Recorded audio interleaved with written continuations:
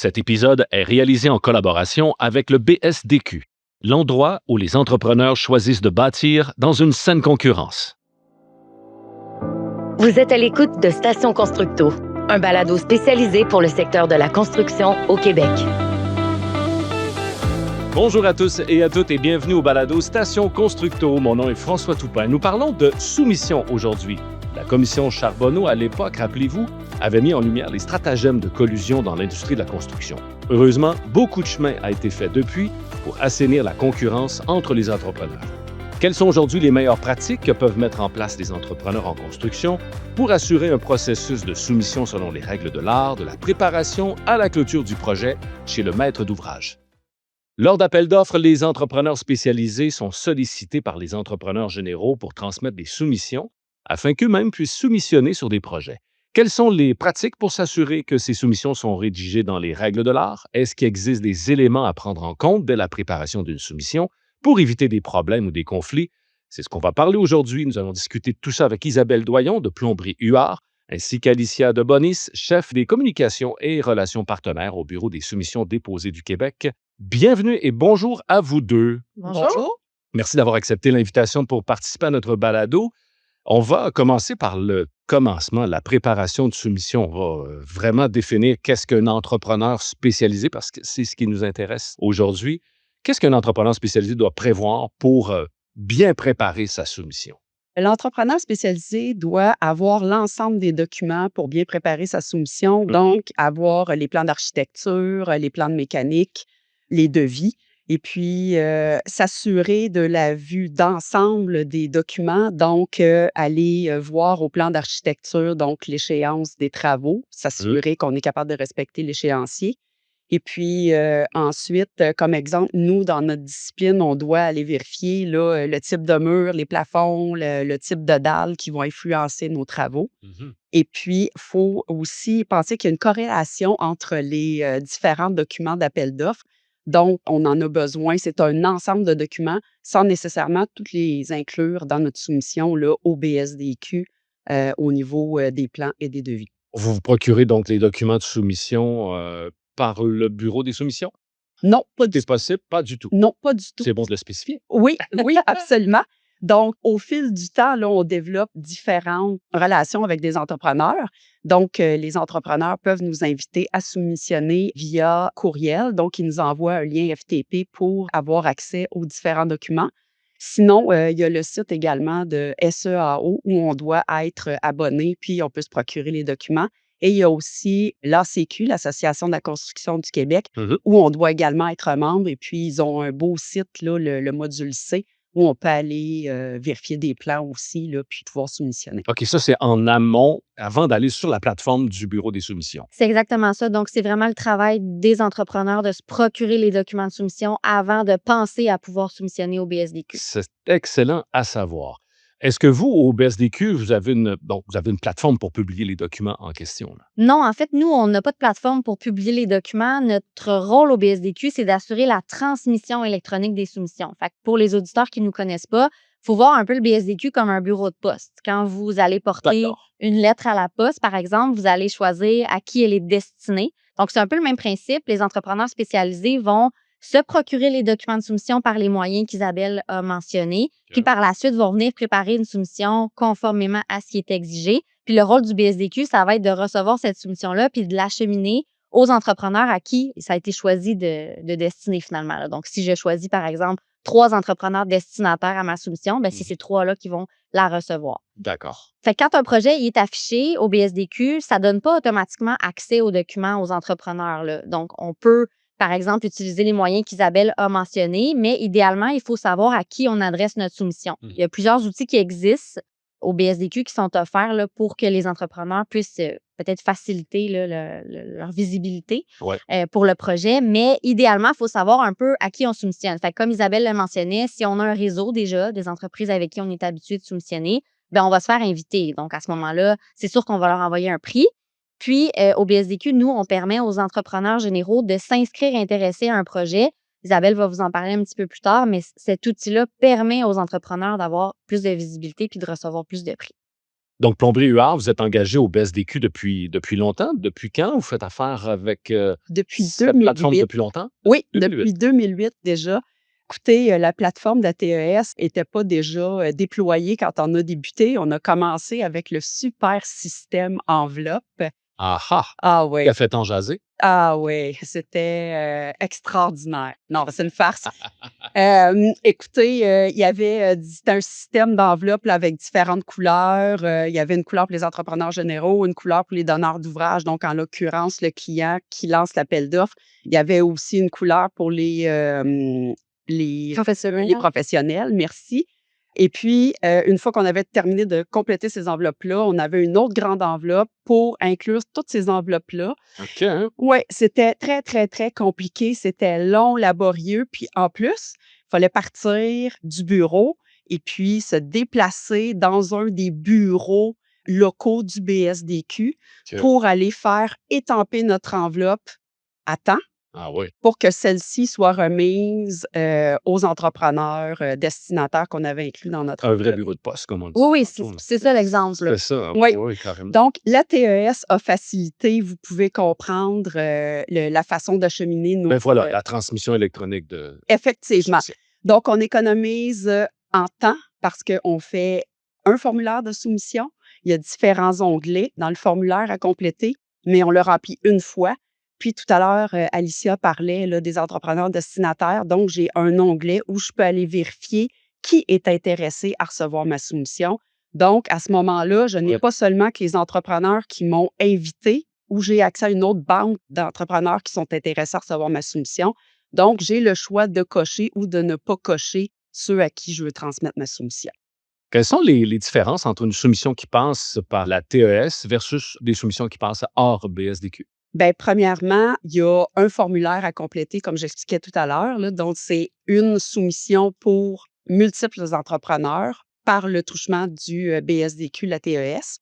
Ensuite, le fait qu'on transmet tout de suite le meilleur prix. Donc, on veut obtenir la soumission vu que le BSDQ est sous pas le mandat, là, mais Sous la réglementation. oui, merci beaucoup, du plus bas soumissionnaire, conforme évidemment, qui va pouvoir obtenir le contrat. Donc, on transmet le meilleur prix au départ. Et puis, il y a le fait aussi, comme la possibilité d'éviter multiples erreurs, puisque en transmettant hors BSDQ, on a plusieurs courriels à transmettre. On ne soumet pas une soumission à plusieurs entrepreneurs, mais c'est une soumission par entrepreneur. Donc, changer le formulaire, changer les noms sur le formulaire. Donc, il y a vraiment des chances d'erreur qui se multiplient. Donc, le code pour le BSDQ est beaucoup plus simple et Beaucoup plus simple. Et puis, on évite on aussi évite c'est ça. le marchandage. Voilà. C'est là-dessus qu'on s'en va. Quelles sont les différences entre un truc qui est dans l'encadrement des soumissions pour éviter le marchandage? Est-ce qu'on peut élaborer là-dessus? Là? Oui, oui, tout Il y a à une fait. distinction à faire. Oui, absolument. Donc, en fait, comme Isabelle le mentionnait, quand une entreprise va soumissionner au BSDQ, elle n'a pas le choix de soumissionner son meilleur prix dès le début parce qu'elle sait qu'elle ne pourra pas le modifier par la suite. Donc, tous ses compétiteurs vont avoir accès. Ce qui se faisait avant, là, on pouvait les changer. En fait, ça se fait encore. Donc, Ouais. dès que les soumissions sont déposées à l'extérieur du BSDQ, c'est possible de changer son prix par après. Voilà. Souvent, on s'attend même à se faire négocier lorsqu'on soumissionne hors BSDQ. Donc, le premier prix qu'on va faire ne sera pas nécessairement notre meilleur. On se garde une petite marge pour être capable de descendre si c'est nécessaire. Versus au BSDQ, tous les sous-traitants vont être vraiment mis sur le même pied d'égalité Ouais. et vont devoir faire leur meilleur prix dès le début. Autre chose aussi qui est différent, au BSDQ, il y a une période de validité qui va être imposée aux sous-traitants. À l'extérieur du BSDQ, l'entrepreneur général va toujours être visé par une période de validité, mais souvent, les documents d'appel d'offres restent muets sur la validité du sous-traitant. Fait que je vous donne un exemple. Si un entrepreneur général, son prix doit être valide pour 120 jours, puis qu'il se retrouve avec des soumissions en sous-traitance qui sont valides 30 jours, bien là, ça se peut qu'après 30 jours, on ait un problème, là, parce que là, lui, ses prix seront plus bons nécessairement. Au BSDQ, il y a vraiment des règles qui vont encadrer la période de validité pour permettre que la période de validité du sous-traitant soit prolongée en fonction de la période qui est prévue à l'appel d'offres pour les entrepreneurs généraux. Fait que ça assure aussi à l'entrepreneur général qu'il va avoir le temps nécessaire pour pouvoir, de un, obtenir son contrat, puis par la suite, adjuger ses contrats à lui en sous-traitance. Pour garantir cette période de validité-là, les sous-traitants qui déposent au BSDQ ont l'obligation de fournir une garantie.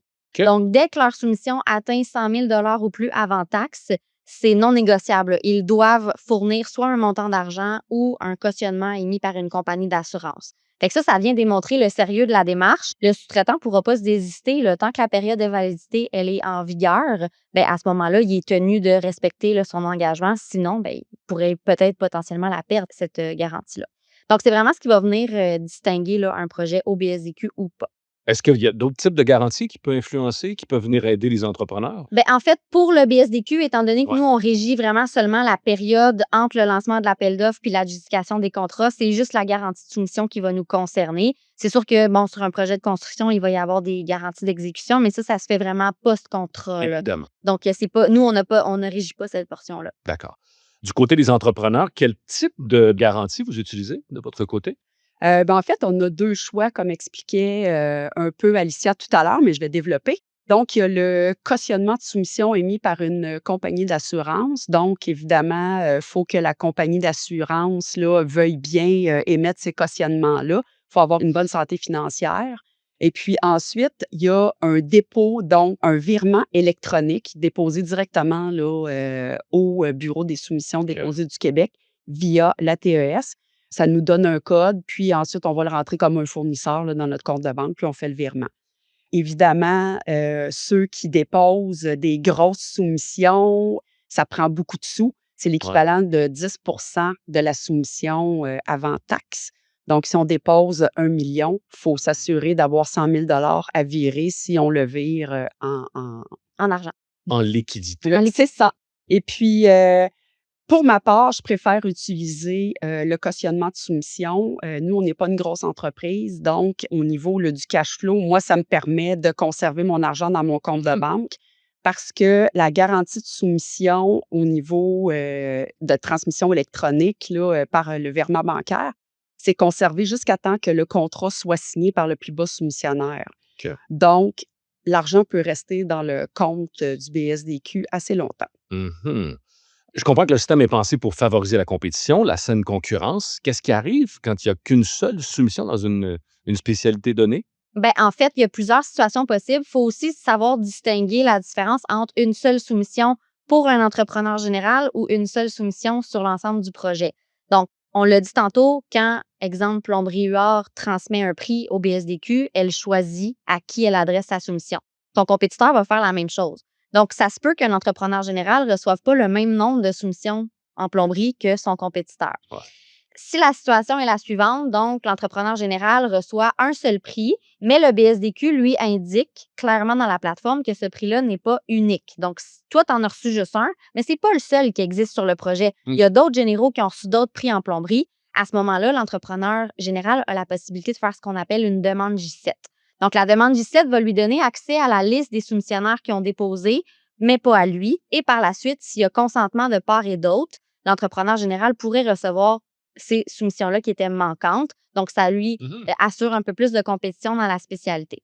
Il y a des cas où, à l'inverse, la soumission, elle est réellement unique. Donc, c'est vraiment la seule à avoir été déposée. Il n'y en a pas d'autres. Fait que même si on demande... Oui, ça peut arriver. Oui, c'est ça. Donc, même si on demande au BSDQ là, de lui envoyer d'autres soumissions, on ne pourra pas le faire. Donc, il y a des cas qu'on appelle des rappels d'offres, donc des retours en soumission, où l'entrepreneur général pourrait refaire soumissionner de nouvelles entreprises une fois que le projet il est fermé et une fois qu'il a obtenu son contrat pour espérer avoir un meilleur prix. D'accord. Sinon, ben, il y a toujours la base, en fait, de tout ça, là, avant de se rendre à une demande J7 ou un rappel d'offres pour soumission unique, c'est vraiment de faire des invitations et de se faire connaître. Donc, les sous-traitants sur la compilation peuvent voir les noms des entrepreneurs généraux qui sont venus chercher des prix. Est-ce que les appeler, se faire connaître, si on ne les connaît pas, ça pourrait être une bonne alternative? Tout à fait. Puis à l'inverse, les généraux, eux, s'ils voient sur la compilation qu'il y a des sous-traitants qui déposent mais qui ne leur acheminent pas de prix, bien, ça peut être une bonne idée de faire une prise de contact pour espérer que la prochaine fois, on puisse développer une relation d'affaires. Tout à fait. Donc, une fois que les soumissions sont déposées, que le projet est fermé au bureau des soumissions pour les sous-traitants, qu'est-ce qui arrive de l'autre côté? Les entrepreneurs généraux ont accès aux soumissions? Pas tout de suite. Il y a un petit laps de temps là, qui permet au système là, de compiler les données. Puis, éventuellement, tous les entrepreneurs généraux vont recevoir en même temps l'accès à la soumission aux compilations. Donc, à ce moment-là, l'entrepreneur général va aller cocher les entrepreneurs qui le désirent prendre possession de la soumission. Et puis là, ben, il va pouvoir voir lequel est le plus bas conforme. Mhm. Et puis ensuite, ça accélère aussi de beaucoup le processus là, pour les entrepreneurs généraux pour poser des questions aux sous-traitants avec la transmission, là, justement, électronique des soumissions versus le fameux dépôt en enveloppe là, Système des antérieurement. Oui. Oui, parce qu'une fois que Plomberie Huard avait été porté ses enveloppes, il fallait que l'entrepreneur général vienne les chercher. Fait que là, on rajoutait des délais, là. Puis Ouais. ce qu'on n'a pas dit encore, en fait, c'est qu'il y a 3 jours de différence entre le dépôt du sous-traitant et le dépôt de l'entrepreneur général. C'est pas long, 3 jours, là. 3 jours pour prendre tes soumissions, les analyser, être capable de faire ton prix. Fait que, tu sais, éviter le. Sur des gros projets. Oui, c'est ça, sur des gros projets. Donc, éviter de devoir faire le chemin pour aller chercher des soumissions, là, ça sauve quand même pas mal de temps. Puis c'est à partir de là que l'entrepreneur général peut voir le nombre de soumissions qu'il a reçues et effectuer sa demande J7 au besoin. Mhm. Vous avez dit que les sous-traitants ne pouvaient pas modifier leur soumission. Exact. Qu'arrive-t-il si jamais ils se rendent compte qu'il y a une erreur après le fameux dépôt? Donc, une fois que la date de dépôt elle est passée, c'est certain qu'il n'y a personne en sous-traitance qui peut modifier sa soumission. Donc, idéalement, il faut se vérifier avant de déposer, là. Puis, je pense qu'il y a quand même une bonne rigueur là, qui est instaurée là-dessus parce que, évidemment, il existe un privilège qu'on appelle le droit de retrait. Donc, le sous-traitant, une fois la date passée, peut se retirer jusqu'à 8 heures ouvrables avant la date de dépôt de l'entrepreneur général. OK. Mais retirer sa soumission, ça implique des coûts. Donc, ça va lui coûter 1 de la valeur de sa soumission jusqu'à un plafond de 5 000 Évidemment, il y a ce délai-là pour se retirer. Une fois que le délai il est passé, il ne peut pas invalider sa soumission, là. S'il la laisse déposer comme ça, pas conforme, avec des erreurs, ben c'est soit qu'il va s'attendre à peut-être obtenir un contrat s'il est le plus bas, ou s'il n'est pas capable d'honorer son prix, ben là, c'est la garantie qui peut entrer en ligne de compte. Ouais. Fait que c'est pour ça qu'on appelle ça un privilège, parce que même si ça coûte des sous, ça permet aux sous-traitants et au général d'éviter de se retrouver dans une situation qui va probablement devenir litigieuse en bout de Ouais. ligne, là. Fait que c'est pas ça qu'on veut. Pour vous donner une idée, là, on reçoit environ 500 retraits par année sur 40-50 000 soumissions. OK. Fait que, tu sais, c'est quand même pas si pire, là. On voit qu'il y a quand même une certaine rigueur dans le processus, malgré l'opportunité de se retirer. Est-ce que c'est déjà arrivé de votre côté que vous vous êtes retiré d'un projet, d'une soumission? Oui, Ah oui? malheureusement. Comment ça a été? Malheureusement, mais heureusement, comme mentionné un peu plus tôt, nous, on est une petite entreprise. Donc, oublier un étage sur une soumission qui comporte, on va dire, une valeur de 250 000, je vais vous avouer que je préfère avoir le privilège de me retirer plutôt Ouais. que de mettre tout le monde dans l'embarras et mon entreprise aussi dans l'embarras. Et puis, même de perdre ma chemise, là, en fait, là, parce qu'une erreur de 250 000, on s'entend, ça peut mettre une entreprise à la faillite.